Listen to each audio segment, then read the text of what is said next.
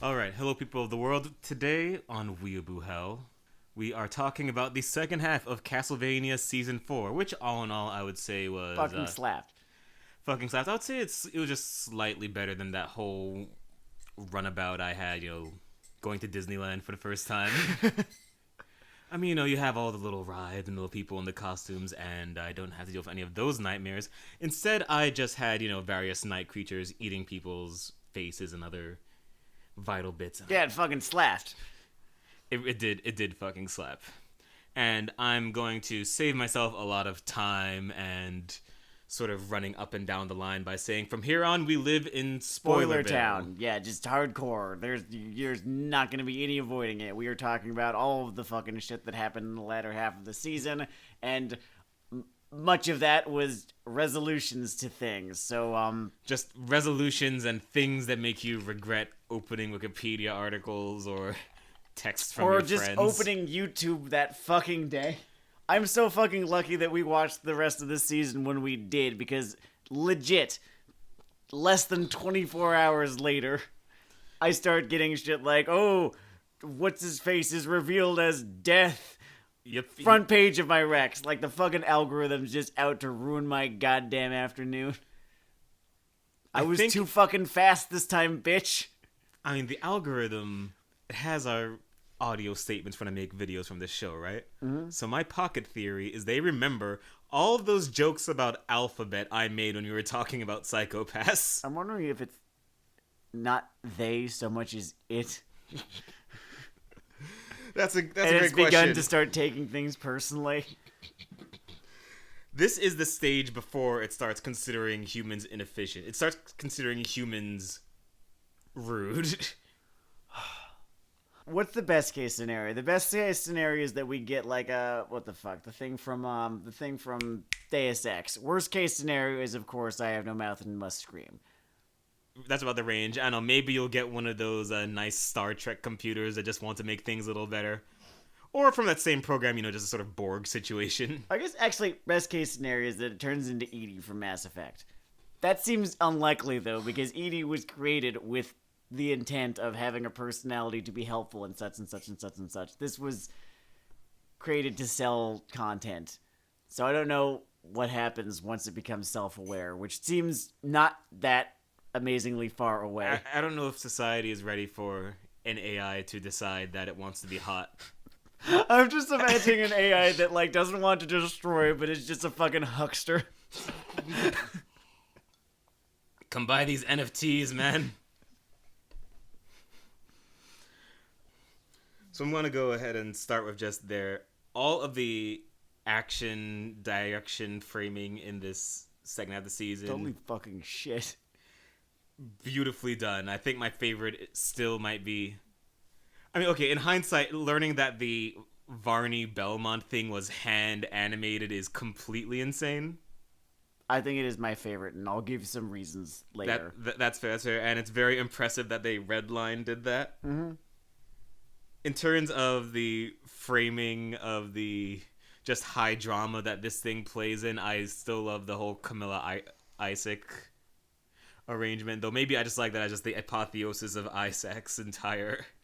It was really fucking cool, and it was the thing to beat, and it got beaten. And I was so fucking surprised that it got beaten, because that fucking sequence was perfect. Honest to God, though, if I had to pick... Like, using the score, or using the little rubric that I use to grade fight scenes, that scene where they're fighting in the barn earlier on in the season, in the first half of the season, just because of the story that it tells of Trevor keeps losing his fucking weapons and keeps picking up a new one and keeps losing that one, and it's just a frustrating goddamn experience because he's tired and pissed. It's a story that fight tells is my favorite story that a fight tells in this series. I am fond of the story that Carmilla is a crazy person who should never have been let out of a straitjacket made out of garlic. But intra-fight stories, that was really nice watching Trevor Belmont go through a TLC match that only he gets hit with the tables, ladders, and or chairs. I mean, it's like... It's his fucking life in one fight, was that fight in the barn. And Yeah, then, the fight with Death, which I love. He was so conspicuously absent from previous seasons.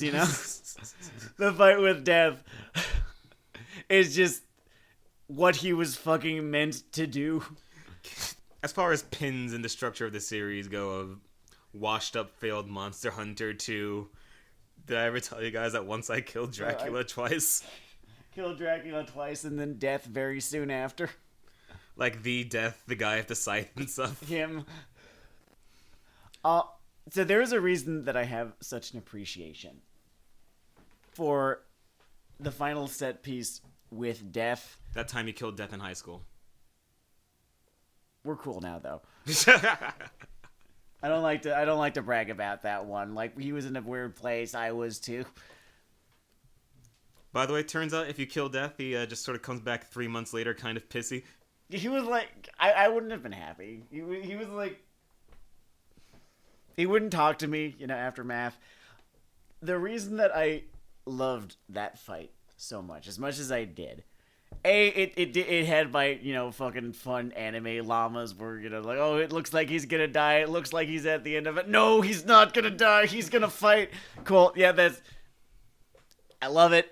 And it's Warren Ellis writing it, so it feels earned too. It's not just that. It is that this series has, from day one, been so unapologetic about its video game origins, right? Mm-hmm. And the way that the fight with Death plays out, it's a fucking video game boss fight. He's sitting there on a level, right? That Death is chopping up with his scythe, and he's, think about, playing a platformer game where you're just sitting there on the level and there's the boss who's not so much a sprite next to you, but this big presence behind the level, right?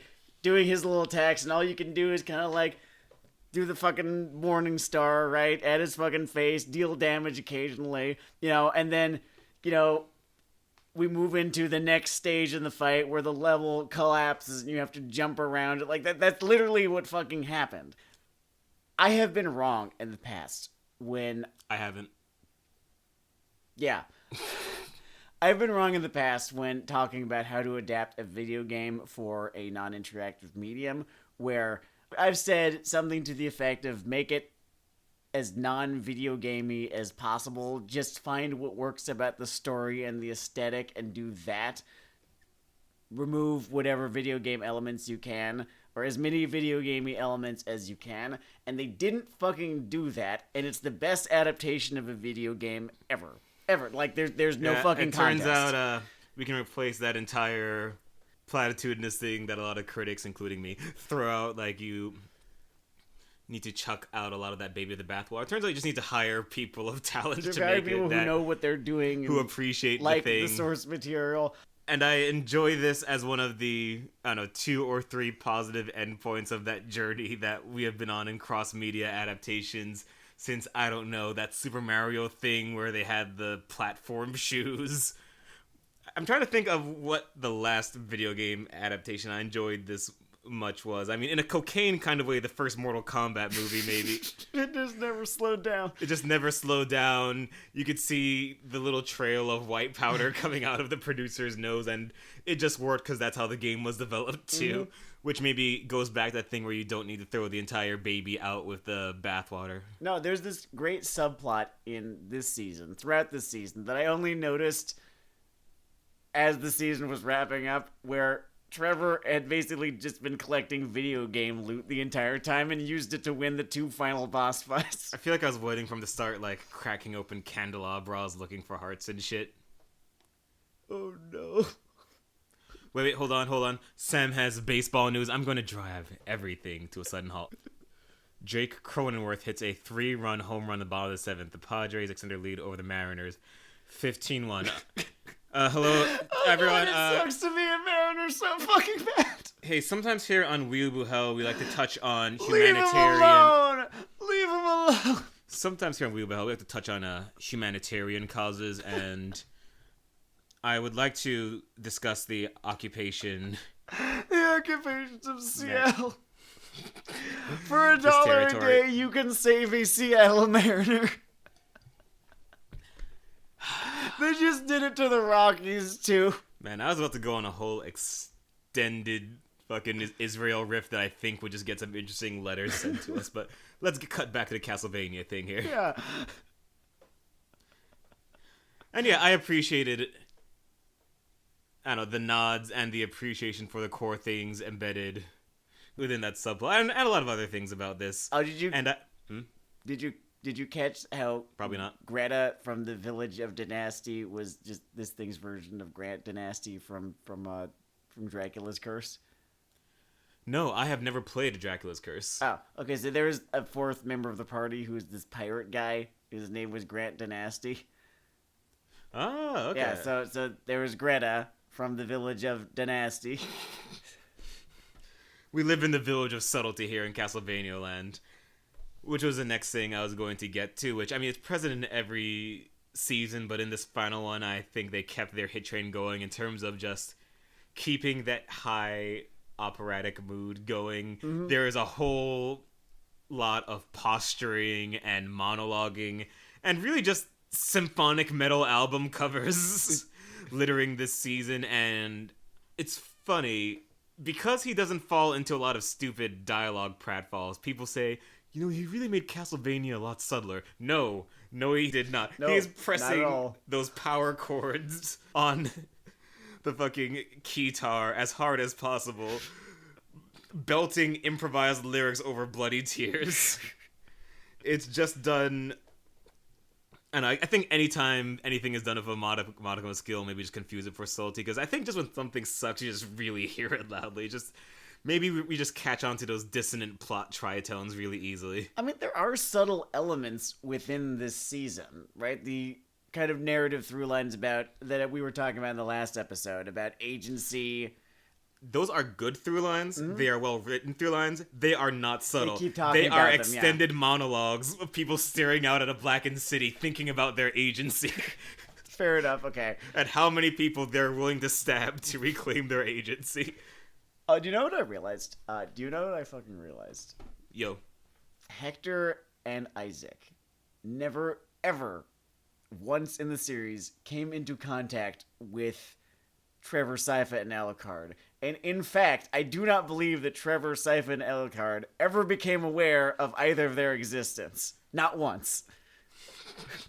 They were just having their own story, kind of just off on the other side, and it was so well done that you didn't notice, because the consequences were so interlinked. No, they never even met Carmilla. That was just an entirely separate story. But it had enough to do with the other story that it worked. That's a fun bifurcation. Part of me wishes I could just get that Trevor Carmilla curse off.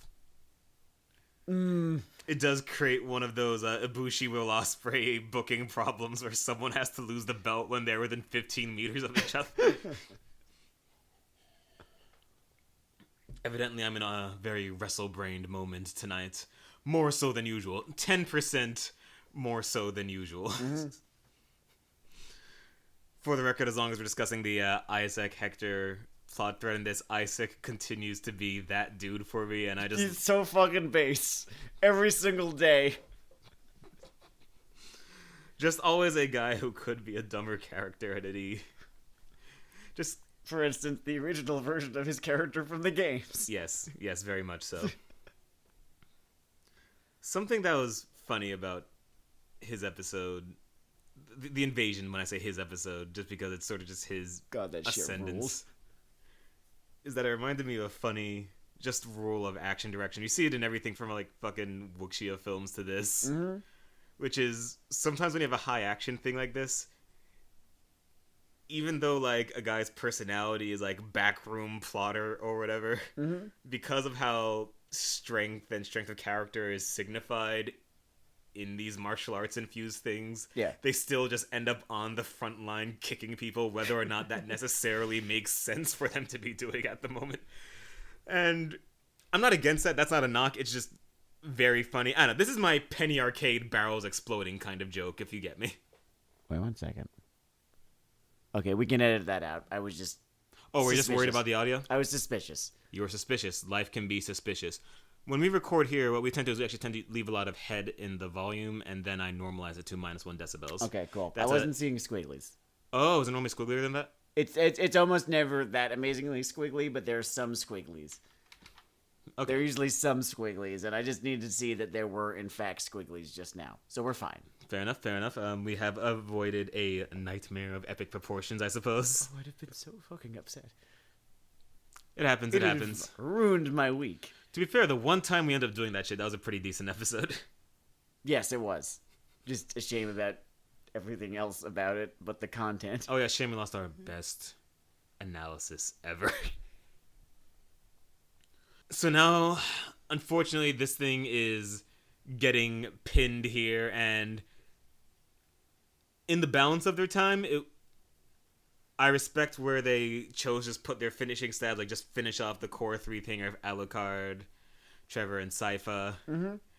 And just, leave with the vague implications of Isaac saying they're saying, I'm going to do something historically terrible in like 3 hours, but fill it in your minds. He seemed to be planning to do, if not the opposite of that, then not that.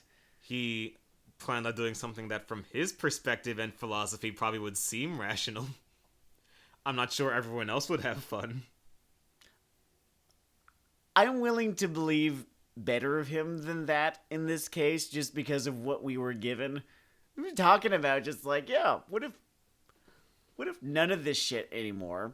This doesn't lead anywhere that anyone wants. It doesn't lead to anything actually productive, or it's just like just gonna beget more violence as it always has. So why don't we just build something instead? We're gonna play Civ and play a peaceful Civ, unless crossed. I think he was moving more into some kind of rationalist Genghis Khan territory, but maybe that's the fun thing about any little dualities. Where I was going with this, though, is now we are going to get a spin-off series without Mr. Ellis, and I am concerned. All right, so now the game that we play, because we like to have fun here at I Weeaboo love Hell. fun. The game that we play is who do you want running the show for this spin-off, and what is this spin-off going to look like?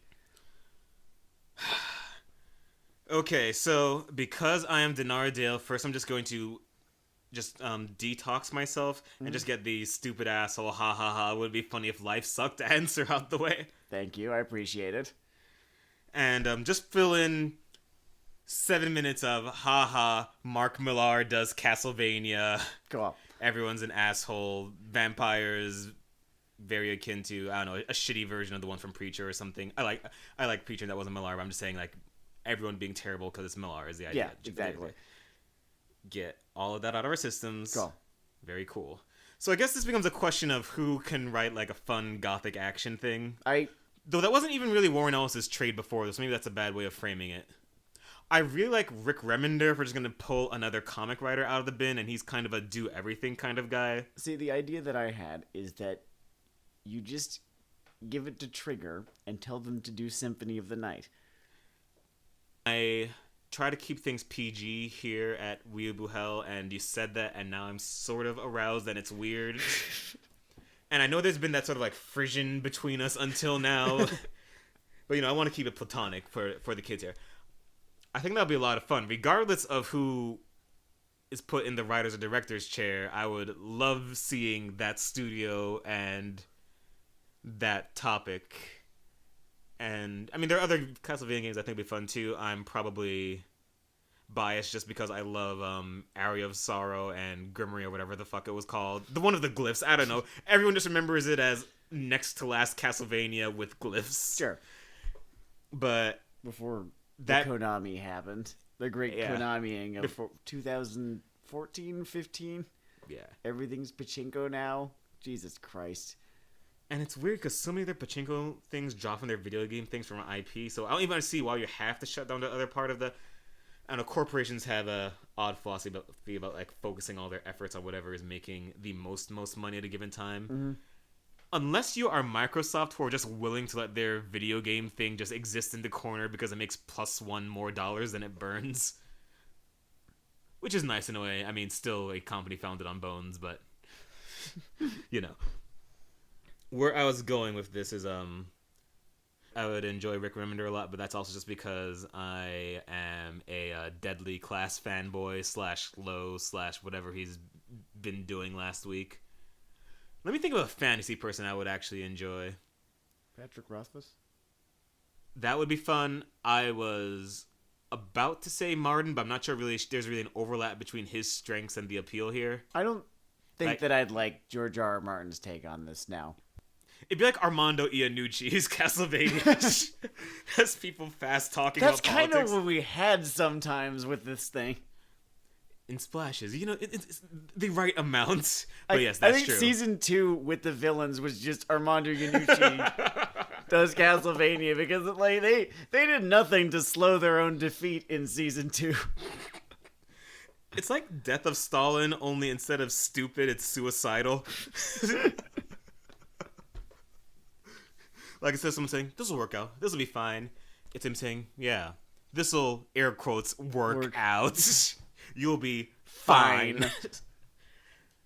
Fair point.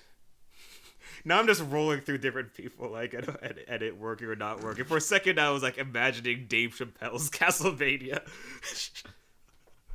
Oh, they're free. Doc Hammer and Jackson Public's Castlevania. What comes out of the end of that portal? Just don't go into the room with the bat. You're gonna jump over the gap, and then you're gonna hit the bat. It's impossible. The Clone High guys, whose name I always forget. Lord and Miller. Lord and Miller are evidently just physically capable of adapting anything. And literally fucking anything. But it has to be bad. It has to be at you. Castlevania might break the rule. They need to... It has to be something that, at first glance, you are convinced will be, in fact, awful. And I wasn't convinced that... You told me Warren Ellis Castlevania. I was thinking, how bad could it be? I wasn't thinking, oh, this is gonna fucking blow.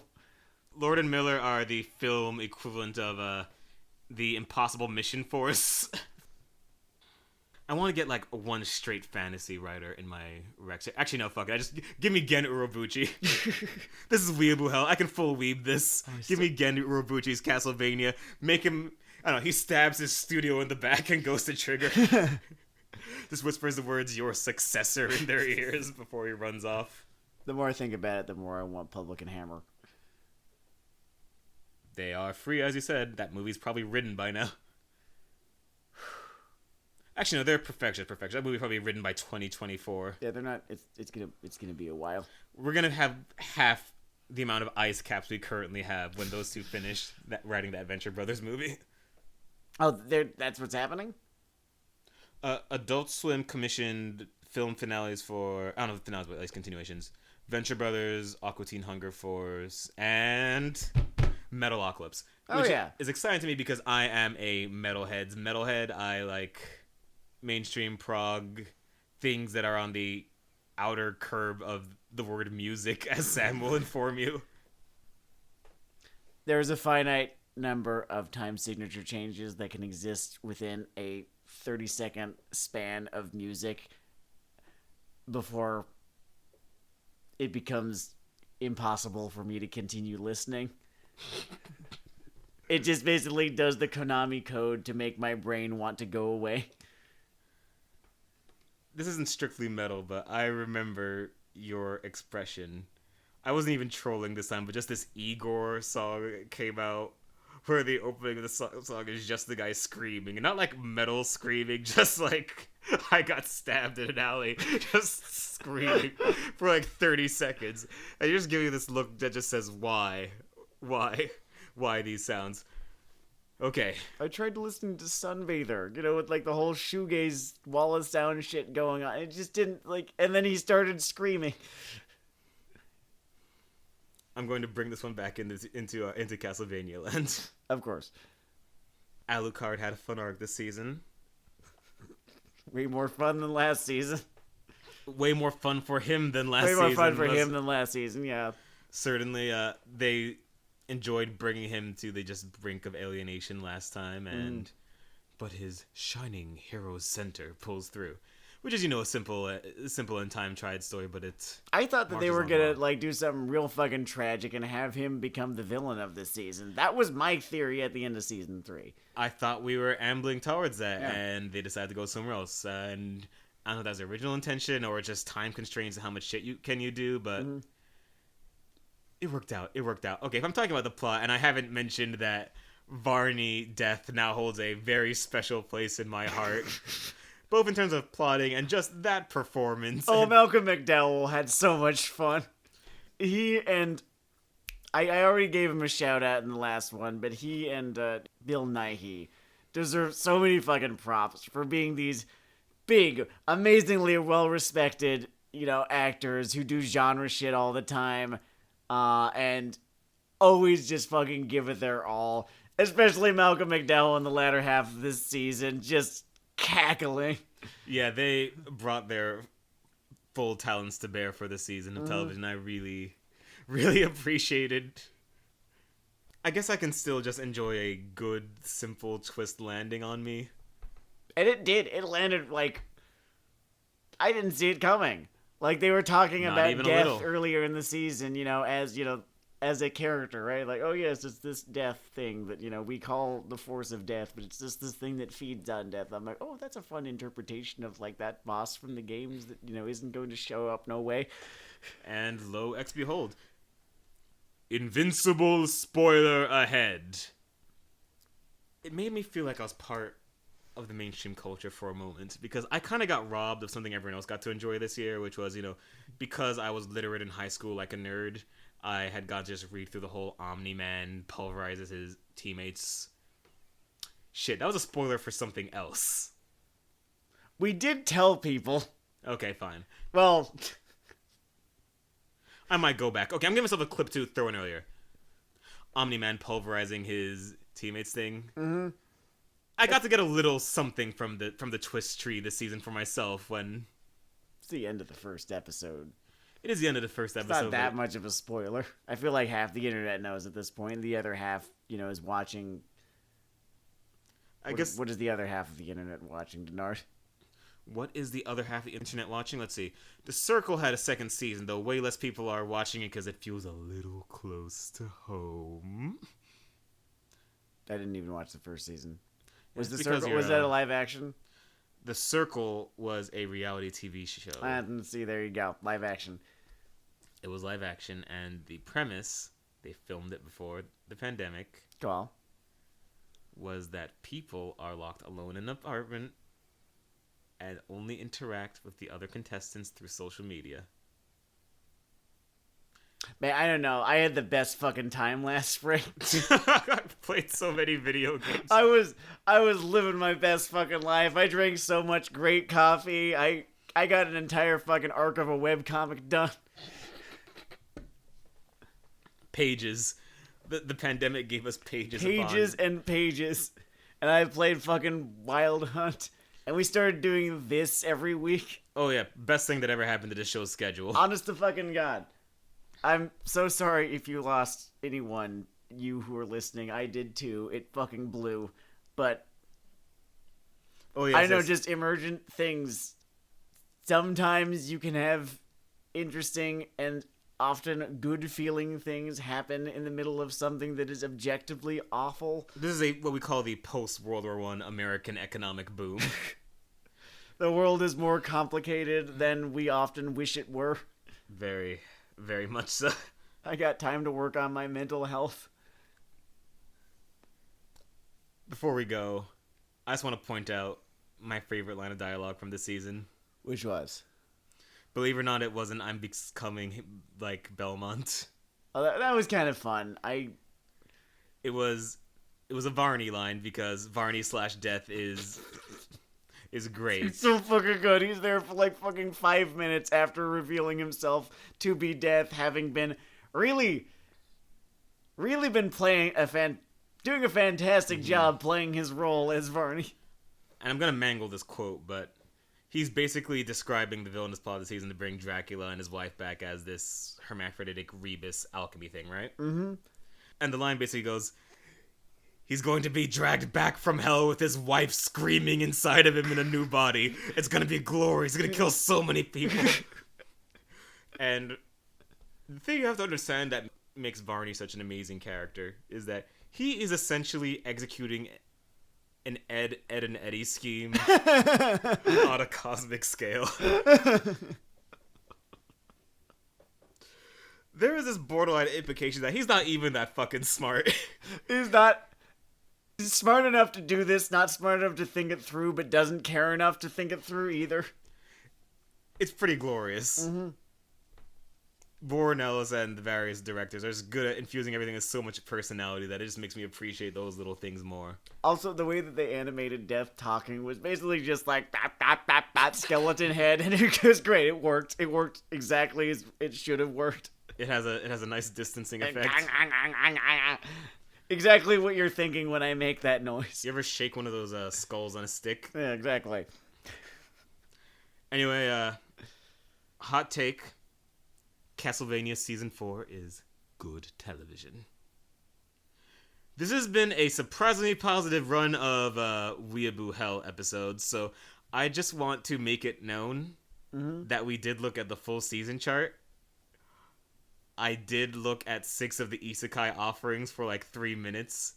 You people can get fucked. I did something good for me this time. So, like, that, good for you. Thank you. It's Weeaboo Hell.